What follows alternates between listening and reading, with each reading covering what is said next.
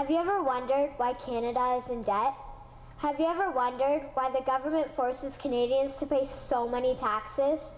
Have you ever wondered why the bankers from the largest private banks are becoming wealthier and the rest of us are not?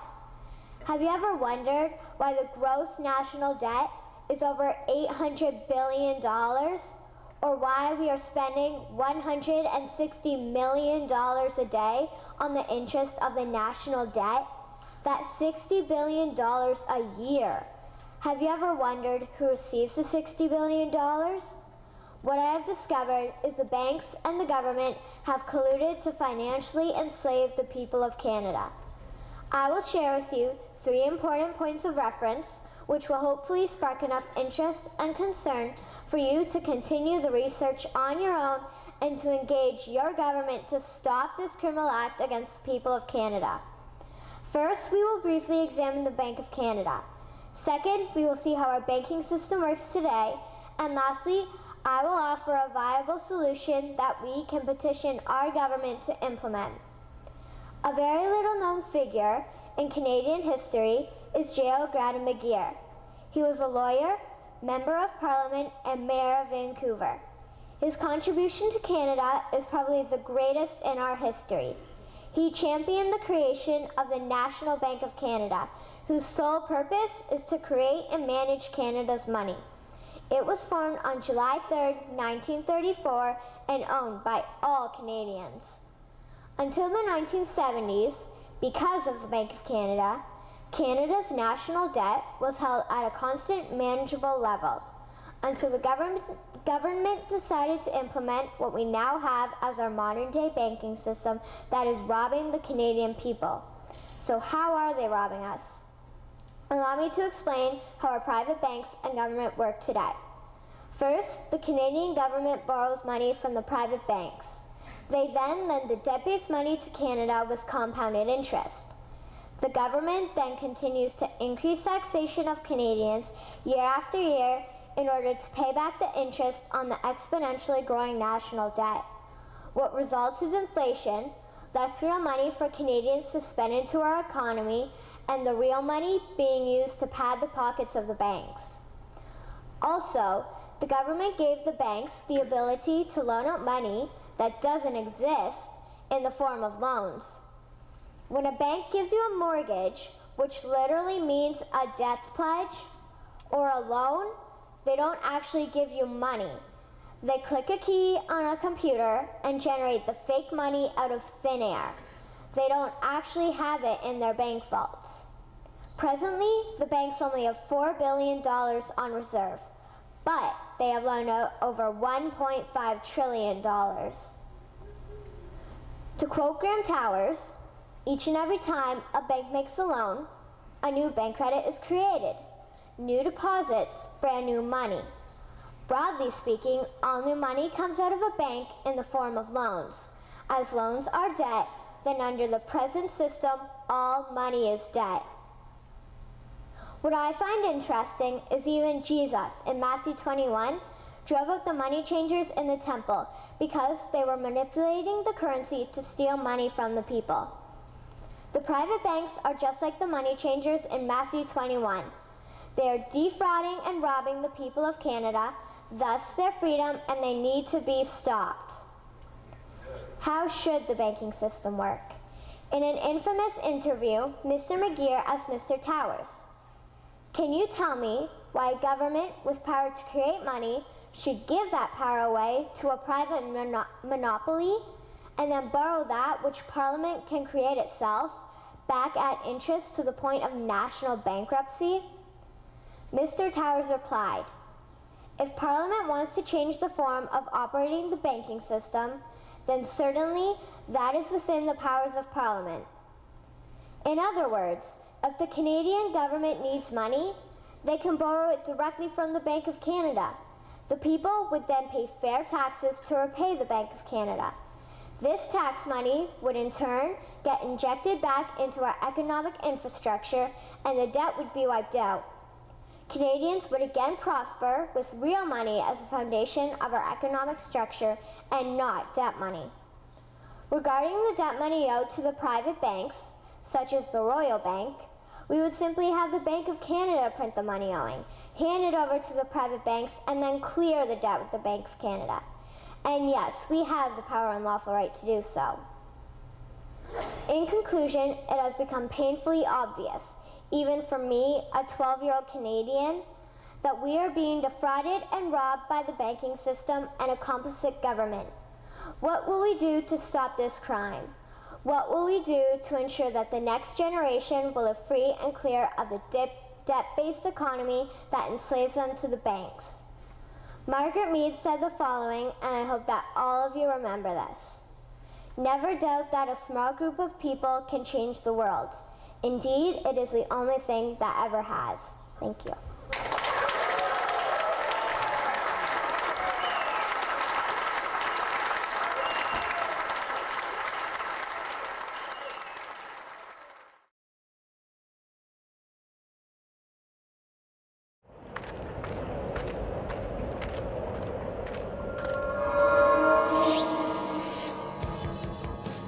Hey, what's up guys? Dan Dix here from Press for Truth. Today is Wednesday, December 28, 2011, and I hope you all had a great Christmas and enjoyed your holidays with friends and family. I certainly did. And I just got back into town last night, and I'm more than ready to get right back into the swing of things here at Press for Truth. Now, as some of you may already be aware, starting in 5 days from now, we are going to be officially launching pressfortruth.tv. Where we're going to be coming at you every day, Monday to Friday, with daily videos.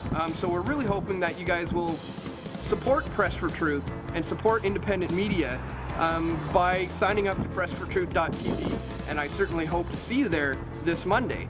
But as for today, we wanted to update you about the press conference that we covered just last week, where two Canadians are taking on their case against the Bank of Canada in an effort to restore it back to the way it was prior to 1974, before we began borrowing from the Bank of International Settlements and the International Monetary Fund. So we wanted to show you our coverage of that press conference today, mainly because there's been such a lack from the mainstream media on this. There's pretty much been no mention of it whatsoever. In fact, the only people who were there at the press conference were independent media. We had Lawrence McCurry, independent freelance journalist based here in Toronto. We had Brendan from We Are Change Toronto at wearechangetoronto.org. And of course, Terry Wilson from Canadian Awareness Network was there. And myself and Steve from Press for Truth were there to provide our coverage. So we'll leave you with that today, some footage of our coverage from that press conference. And once again, I hope to see you on Monday over at pressfortruth.tv. My name is Rocco Galati. Seated to my immediate left is Ann Emmett, and to her immediate left is Mr. William Krem. And they're two of the co-plaintiffs in an action that they filed as plaintiffs along with CUMR, the Committee on Monetary and Economic Reform, against the Minister of Finance and the Bank of Canada. It challenges the abdication of sovereignty and governance in handing over monetary, financial, and socioeconomic policy through finances to foreign private entities, and a refusal to abide by and implement the terms of Bank of Canada Act with respect to loans, with respect to human capital spending, such as hospital, health, education, and so forth. The second aspect of the challenge constitutionally challenges the government's refusal to publish and set out the actual revenues that are collected or collectible before the transfer back of tax credits before net revenue is calculated and announced every year. The effect of this is that MPs in Parliament, Canadians in general, are completely left in the dark about the actual revenues Canada collects every year before the transfer credits go back, with the consequence that no real debate can be had on whether in any particular year a deficit is necessary,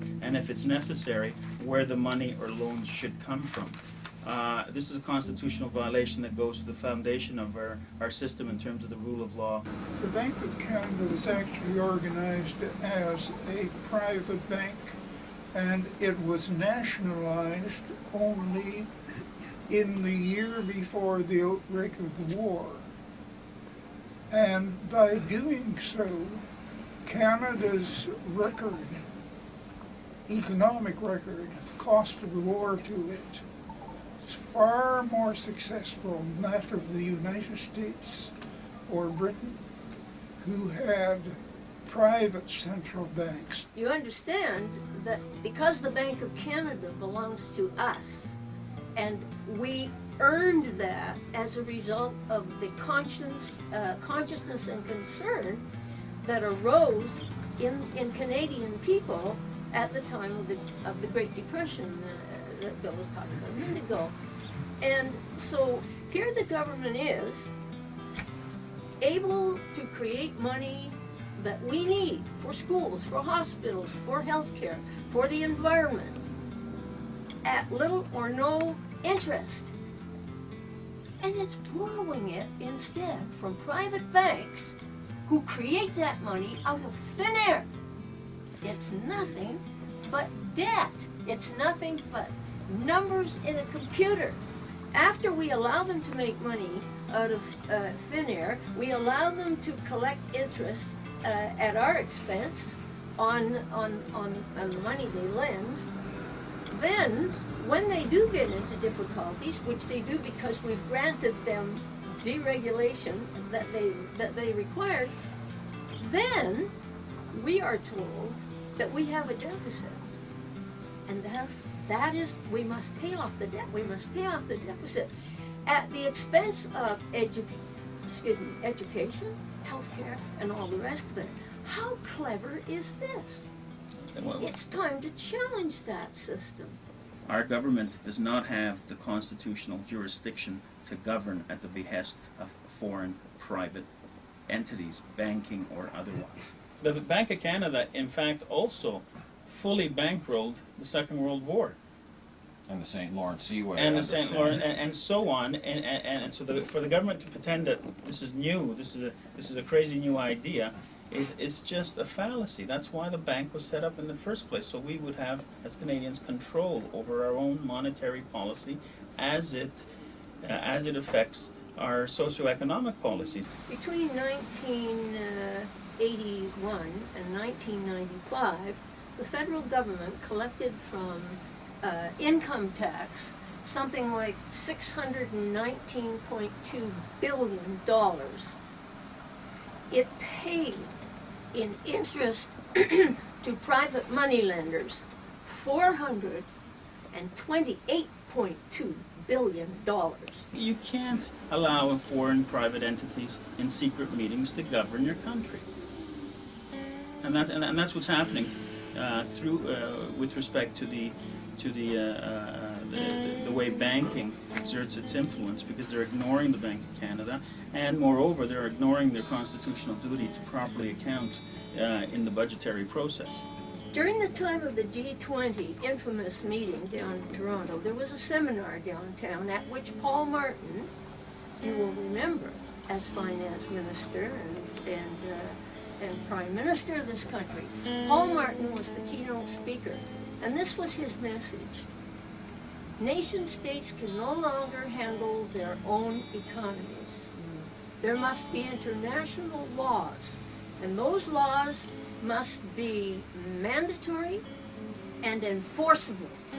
What we must have is global economic governance. Now, I think that we are at a defining moment in history, and I think that democracy is in deep, deep trouble. But I really think that we are at a great watershed, and we will either make the right choices and challenge this dysfunctional, obsolete, wasteful, destructive economic system that depends on exploitation, on growth, on destruction, or we, I think, are at the edge of a very dark period. That is my motivation for doing whatever I can to bring to the attention of the Canadian people this option and the threat that they face.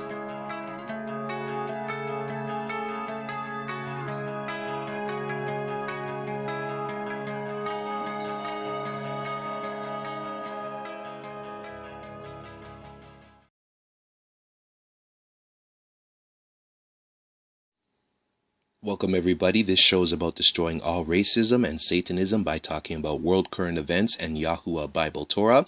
This is the World Peace, Truth, and Love show of Yahuwah. I am Yeshayahu Abi Yahuwah, the dark-skinned, melanin, Hebrew, Israelite, Nazarite, Nati, dreadlock man who speaks prophecy in the name of Almighty Father Yahuwah.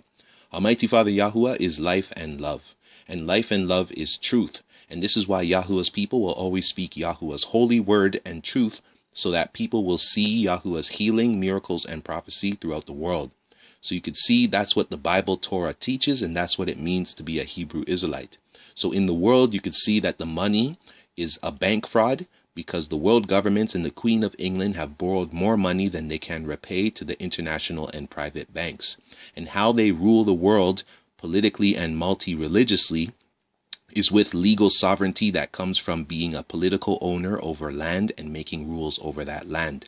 So an example of this in society is there was a man who saw unclaimed land in South Africa, and he spoke to the surrounding nations of that area, and he gave them some money, and he was able to claim political ownership of that land. So he planted a flag in that region, and he made himself a king, and he made his daughter a princess as well. So you can see with sovereignty, you need to own land and then politically make rules and laws over that land to establish it. So people are saying in objection that just planting a flag is not enough to claim political ownership of a nation. But this man is saying that it is, because the United States did that in North America when they arrived. So the United States is also killing innocent civilians with automatic robotic drones, and no one is able to do anything to stop them. So that is a crime. And you could see other crimes occurring in the States is that in the White House, they have a sex abuse scandal of $3.5 million used to make the victims stay quiet as hush money. And in Canada, the female police officers are saying that they're being sexually assaulted by other police officers while they're on undercover missions. That's what this person was saying in the interview. And it leads also into the schools, because in Canada's history, they had residential schools with Native Americans and Canadians that they sexually abused when they were turning them into Christians. So since Christianity is a part of sun worship with Molech and Semiramis and Nimrod, you could see that they had to sexually abuse and even kill some of these children when they were turning them into Christian. So these children grew up with psychological disorders, and a lot of them even committed suicide due to all the atrocities that occurred to them when they were being culturally destroyed and also being killed at these residential schools and sexually abused. And how that's even going on today is that they're making this perverted sexual curriculum inside the schools, and the parents are protesting against it because it's abhorrent.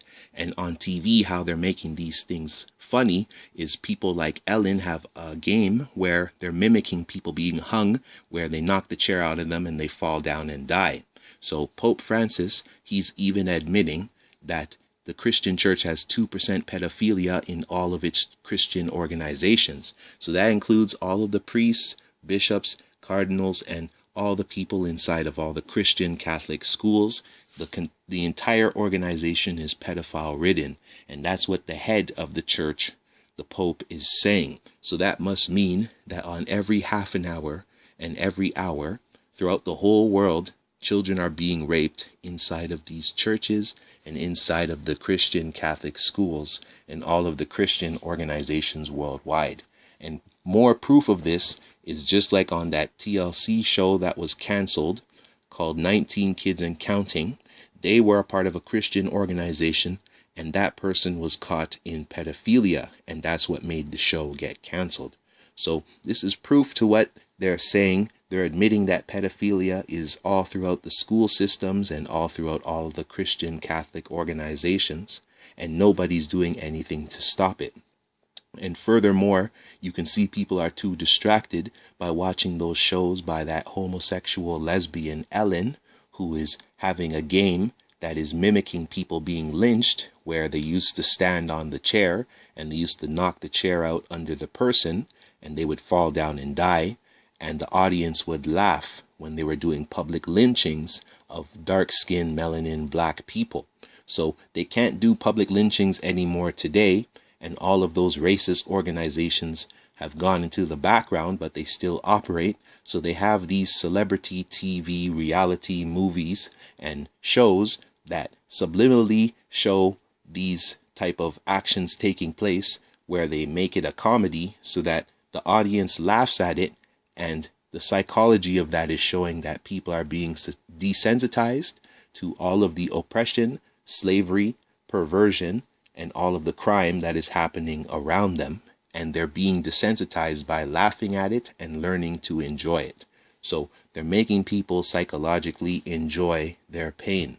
So that is why also you can see that it leads into the schools, and how when these settlers first came to North America with Christopher Columbus, who was coming under the European royalty that's linked to the Queen of England, and with the Christian Catholic Church, because in the 1400s, slavery only started after the popes allowed it, with the papal bulls saying that people are allowed to acquire dark-skinned, black, melanin slaves throughout the world. And then Christopher Columbus, under the royalties of Europe, was allowed to come over to North America and establish a slave trade that was allowing them to grow North America for USA and Canada back in the 1400s. So when they arrived in Canada, you can see that they treated all of the dark-skinned melanin people that were there, such as the Washita Moors that were in North America.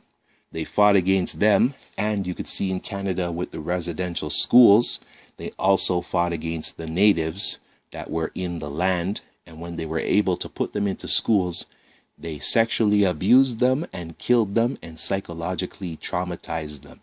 And where they learned to do that was from the same Atlantic slave trade that Christopher Columbus and the rest of those early European settlers that founded North America started when they came over to North America. So that's where all this starts from and stems from.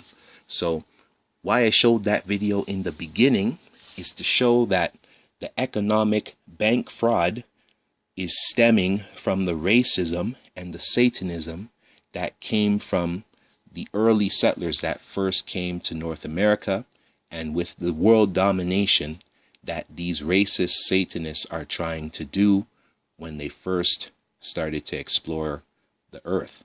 So when it comes to them arriving in North America, you can see that in the United States, when they set up the Constitution, by the time the Civil War started with Abraham Lincoln bringing in the Emancipation Proclamation, the 13th, 14th, and 15th Amendment was to take away people's sovereignty. So people at that time had sovereignty to the state that they were living in. And when they made the 14th and 15th Amendment, when those were ratified, that allowed people to make themselves get under federal legal statutes and laws by taking on federal legal documents for services that the government would provide, that people would sign on to with contracts. So in turn, people gave up their sovereignty for more federal privileges and services that the government would give them through their 14th and 15th Amendment rights. So when it comes to that, this is why the early settlers of North America, they were Christian and they were European. So everybody else was excluded from those constitutional rights. So the forefathers and the European royalty and the Pope family of the Christian Church, those were the people that are being spoken of in the U.S. Constitution when it says "we the people." And proof of that is that all of the U.S. presidents are usually related or cousins, and a lot of the U.S. presidents are also related to the Queen of England, and those are facts. So that proves that when they said "we the people," it was to establish the high class, which was the forefathers' family, and then to establish with the 14th and 15th Amendment, that was to make the middle class of all the immigrants that would come over from Europe and other places. They were allowed to take up the middle class and be the bosses and managers of certain jobs, but they're not supposed to be the owners. And then at the bottom would be the lower class, which is left for the slaves and the minorities and all the dark-skinned melanin people in the world. And anywhere you look in the world, you'll see that that's what's happening in the world. The higher class is with the blue bloods and people who are all related and have certain networking and other things that are all linked together. Then they have the middle class, which is also another group of people that are only stuck in the middle and have a hard time climbing to the top. And usually in the upper class and the middle class, there's not many people of color, no matter where you look in the world, whether it's Canada, USA, or internationally. So this is what happened when they came over to the United States and to Canada when they first settled. They enslaved the people, and they made the laws enslave the people as well. So when it comes to Canada, it's called crown corporations. Or when they go to court, it's the person versus the crown. The crown is the Queen of England, because the Queen of England is the executor over all of North America. So she runs the United States and Canada legally and contractually. If you do your research, you'll see that that is true. And this is where a lot of the taxes and monies are going to. And this is the other part of the bank fraud, because they have money in the United States and Canada's national banks, but they're not using it. They're using tax monies to not pay off all the debts, but yet to still collect tax monies that are not being fully used properly. So in turn, you see that it's perpetual slavery, because the government will never pay off the taxes. And when they keep adjusting the system with inflation, people will always have to work longer for less money. So this is the cycle that they have people in. And this is why the Almighty Messiah, Emmanuel Yahuwah, said, only pay unto Caesar what is due unto Caesar, and not to pay more. Because if you're doing more, then you're wasting your time and you're promoting the system. So anyone out in the world that is not trying to stop racism, or not trying to stop white privilege, or is not trying to stop the whitewashing of history and of the Messiah of the Bible, Torah, then you could see that you're promoting this racism and perversion and Satanism because you're not doing anything to stop it. And that's exactly what it is, plain and simple.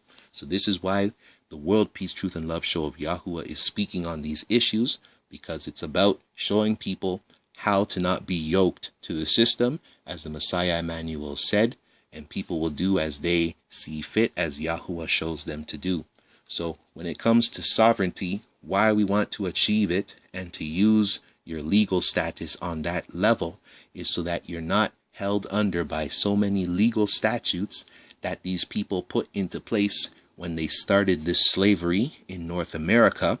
And it's also to make things more accommodable and more accessible when you're trying to either open businesses or open schools or open banks, and for you to be the legal owner of those things.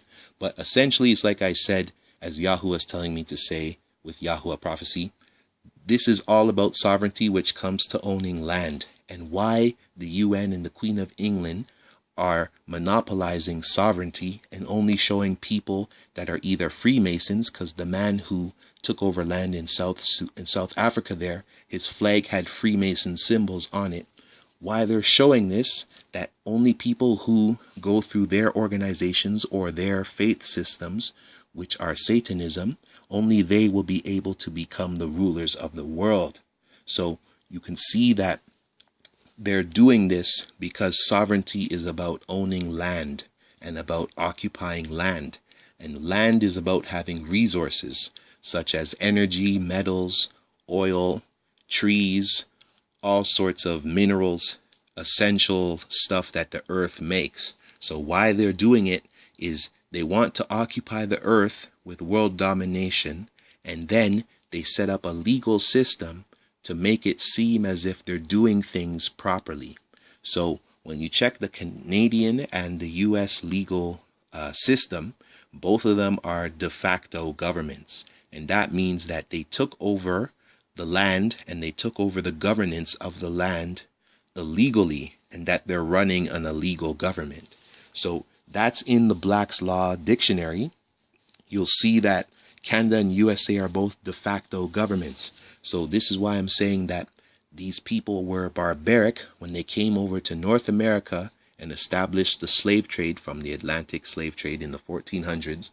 And then with the legal system, they're entrapping people by making it seem with the fake Pope and with the fake Queen of England, because they're not real royalty. The real royalty are the people of Yahuwah on the earth, with the Messiah Emmanuel, as written in the Torah. And you can see that with their legal system throughout the world, with the UN, they're using that as the basis to show people that what they're doing is contractually right. And that's where people get things messed up all the time. So with sovereignty, it's about owning the land, and this is why they're always fighting over oil and the resources throughout the world. So this is how everything makes sense when you look at it for what it really is. So the early settlers of North America, they were Christian, and Christianity did the Atlantic slave trade.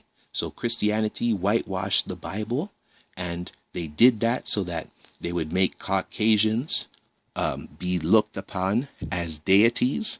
And this is why even the image of Jesus Christ is a criminal and a homosexual who they had to find to make a painting so that people could worship it. So you can see, when you look at history for what it is, you can see what the lies are and you can see what the traps are. So when it comes to sovereignty, to achieve your sovereignty, you cannot just do it as an individual. You have to show that you're a part of a nation. And secondly, you have to show that you're legally reactivating your rights that were originally given to you when you stepped on the land. So when you do your legal research, you'll see that there's a certain process to claim your sovereignty. And this is why a lot of people do it when they join a national religious group, because they're able to claim their sovereignty as a nation or as a person that's a part of a nation. So when you hear other people speaking about sovereignty, that's why it's so confusing, because nobody's telling people how to really achieve it. So it's only Yahuwah who explains all the politics of the world from the beginning of time till the end of time. It's only Yahuwah who solves all problems and conundrums. So everyone else, they're trying to do these things to make money and to trick the people, just as Yahuwah prophesied. There's fake priests and fake people all over the world, some of them claiming to be for the Bible and all sorts of, some of them claiming to be for the Torah. And they're fake because they're not speaking Yahuwah's prophecy, and they're not showing the people's Yahuwah's miracles, and they're not explaining any of the problems out in the world and giving people's Yahuwah's healing miracles and solution and prophecy. This is what life is about.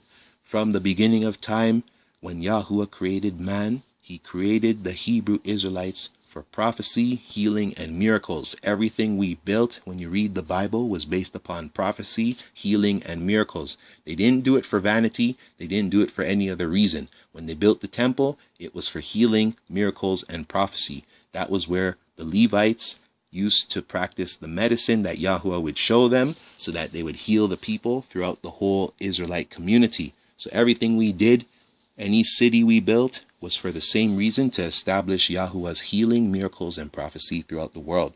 So you can see, when it comes to what's happening in the world with the racism, it's coming because Christianity is racist pedophilia.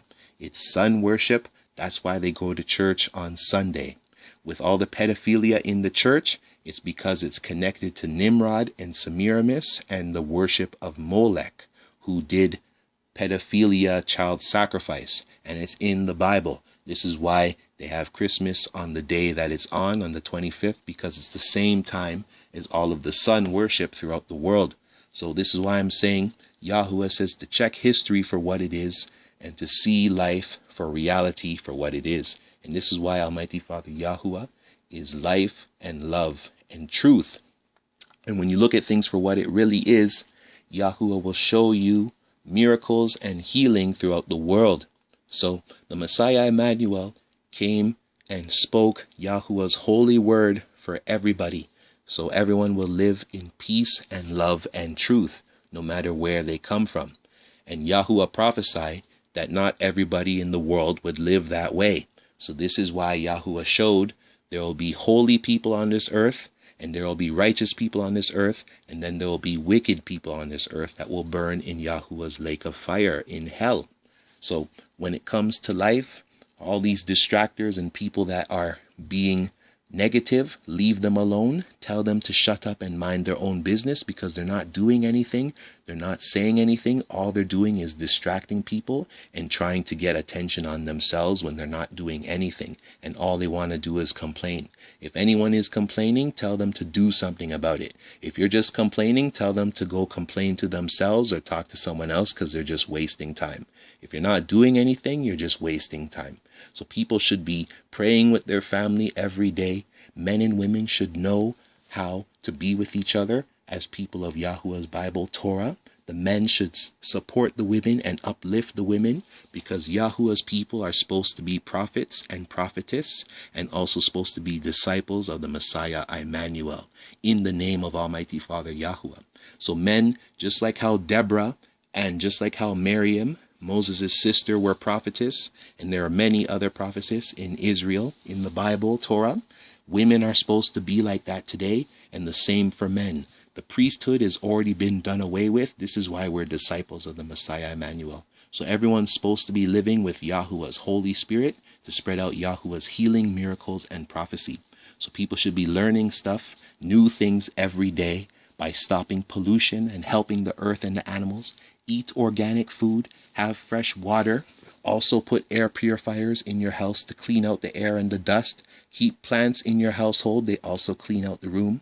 And this is why we're showing all these things, because even with the money fraud again, why I showed the picture of the $100 million is to show that these countries, they have money. The United States and North America, they have money in their national banks, but they're not using it. So they're able to throw out these huge lotteries, or whenever something happens, they're able to throw money at it. Like in Canada, they have a Hamilton LRT, which is a light rail transit. They're going to throw $5 billion over how many years into it for them to develop it. But they don't have $5 billion for homelessness. They don't have $5 billion for racism and all that kind of stuff.